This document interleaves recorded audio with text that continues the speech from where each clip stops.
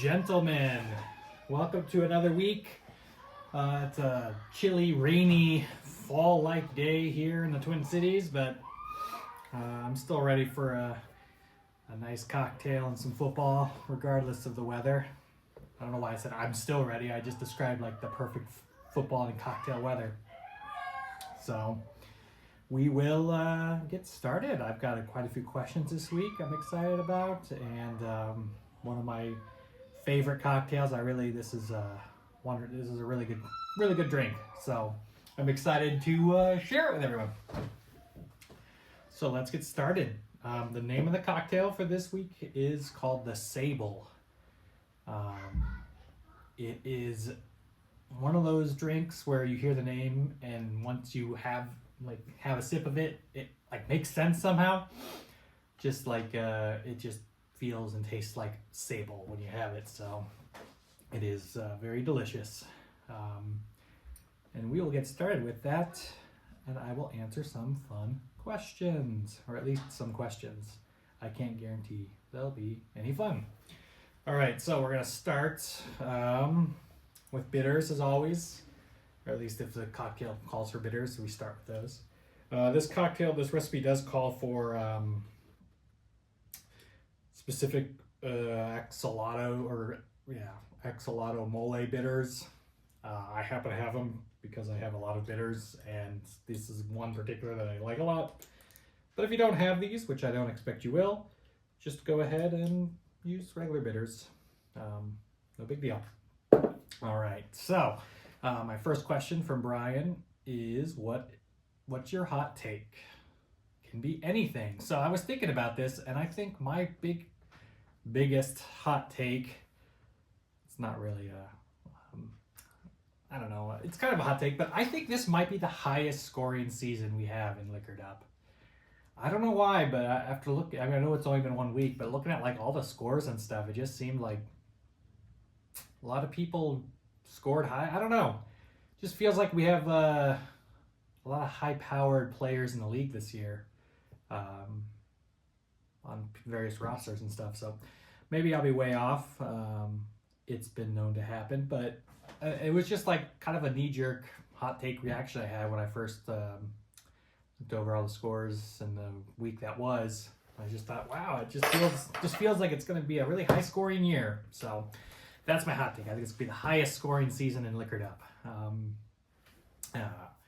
After answering that question, and after having added the bitters, we will add some maple syrup. I like using maple syrup in place of simple syrup for a lot of drinks.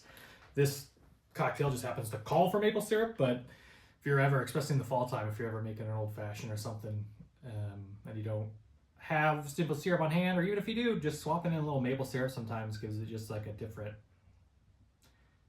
feel. Especially, I do recommend, if you can, getting like actual maple syrup, not like Mrs. Buttersworth. But if that's what you got, whatever, who cares?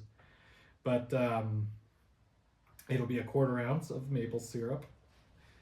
I'm sure I've talked about this before when measuring things out, because I know like the coffee liqueur is also a 1/4 ounce. And I always say start with the smallest amounts first and build your way up. So you could go coffee liqueur and then maple syrup, but I think anytime you're using a sweetener of any sort, simple syrup, maple syrup, anything like that, agave syrup, it's good to get that in there early on, because then because it's like sticky and thick and sticks in your jigger or whatever measuring cup you're using.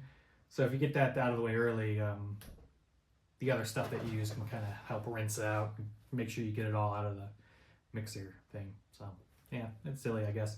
Brian's other question: with his week 1 win, what did Eric prove that the draft is meaningless? I think that's absurd to say that. I think it's hilarious that he won. But I also think first week kind of stuff, it's always very erroneous to make large proclamations after 1 week during college fantasy. Like, this is the highest scoring year ever would be a crazy thing to say.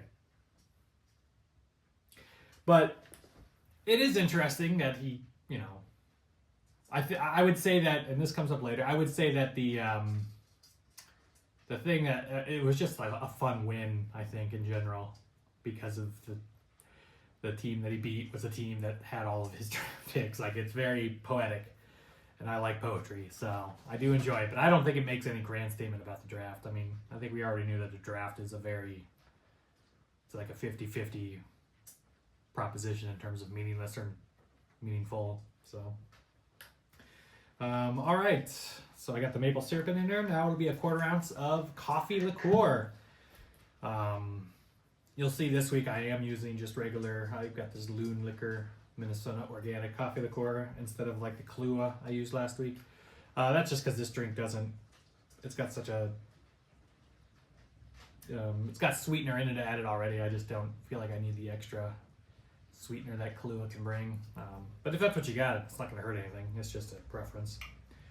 My next question. Ooh, that's okay. Be a little coffee strong.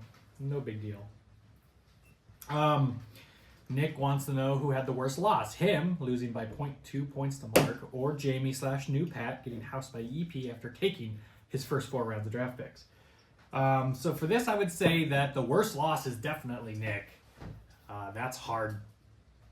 I mean, that's just that's awful. I think anyone.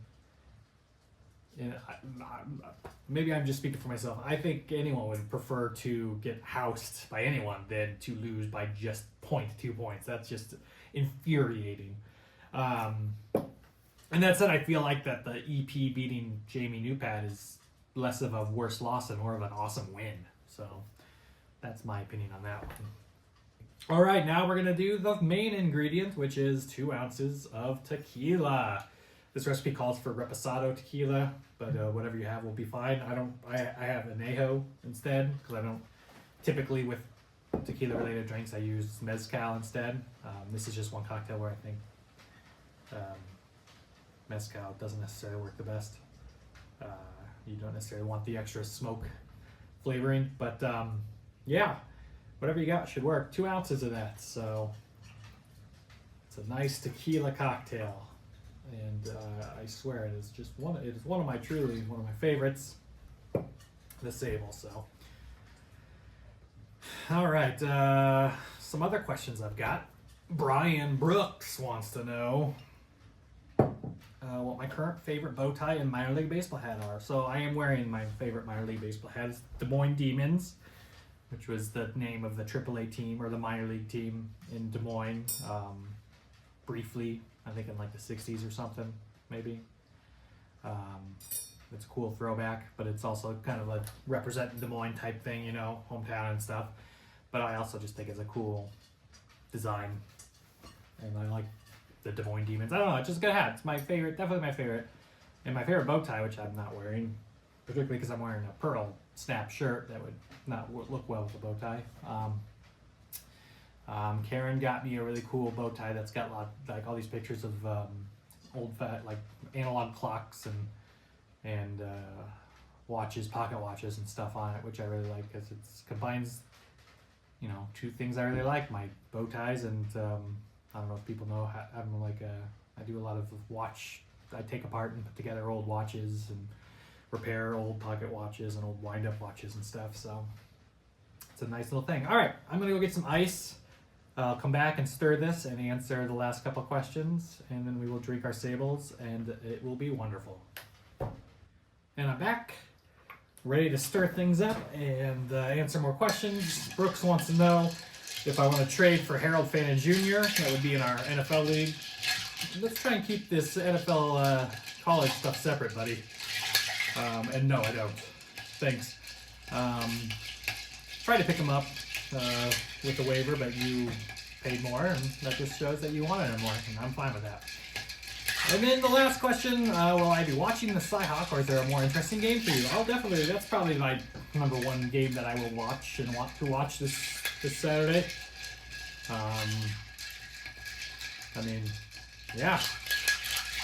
Even with fantasy stakes, I'm not gonna like choose SMU over the Cyhawk game, so or something like that. You know, I'm a big fan of the Hawkeyes, and I want to watch them win, even though I picked up a different defense because I'm not sure that the Iowa defense is going to score me a lot of points this weekend. But yeah, should be a good game on Saturday. I'm excited about it. All right, we got this all stirred up. Now we just strain it into a old-fashioned glass with one single large beautiful ice cube in it. Boop. And add the ever important orange peel. This would be an occasion after the last week if you felt like, hey, I really liked flaming that orange peel and I feel like it actually added something to my drink. You can do that every time you add an orange peel. I don't always, just because I'm kind of lazy, but you know, especially when you're using tequila, it could be a nice little fun additive thing, I suppose. All right, gentlemen, cheers. That is perfect. Smooth and lovely. Just like the fur, the Sable fur. So, there you have it, gentlemen. A fine, smooth, relaxing cocktail to enjoy on a rainy September day, waiting for football to start. I hope everyone has a nice week, except for whoever it is I'm playing. Yeah, I hope they lose. Something with Leave It. I didn't look up who actually is the team. I just know the team name. I should probably look that up. Anyway, I hope I win again. It was fun to win last week, so I want to keep that going. So yeah, I hope I win. Cheers, gentlemen, and here's to another good weekend.